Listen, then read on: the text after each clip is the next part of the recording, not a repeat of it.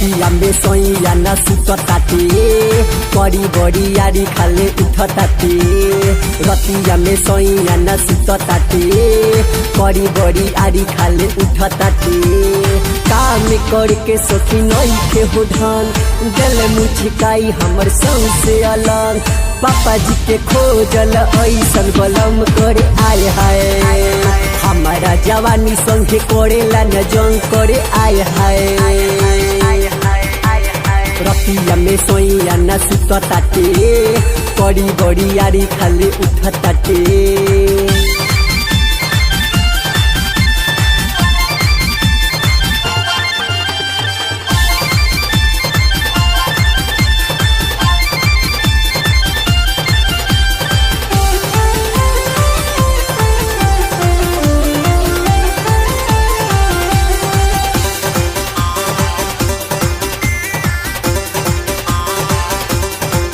बोला कैसे के कटी जवानी आउटे से जिया प मांगेला पानी सचे कहिले सुन ये सखिया इहे बनल बा हमरो कहानी अखिया के निंदिया के कोई देला भंग दिन रात रहताटे हमरे हुसन तब नहीं चढ़ता प्यार के उमंग करे आए हाय हमारू जवानी संगे करेला न जंग करे आए हाय रतिया में सोइया न सुतताते करी बड़ी यारी खाले उठताते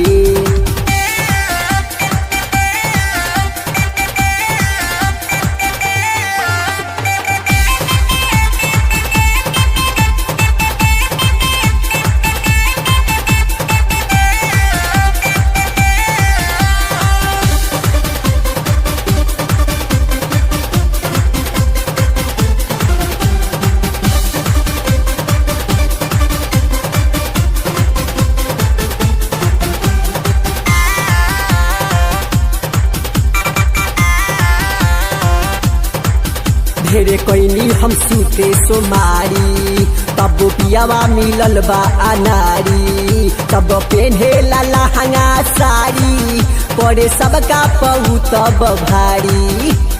लहुरा देवारा बा हौवे विकास इनके से पूरा हुई दिलावा के आस सोनू सलेंदर के धइले बसात करे आए हाय हमारू जवानी संगे करेला न जंग करे आए हाय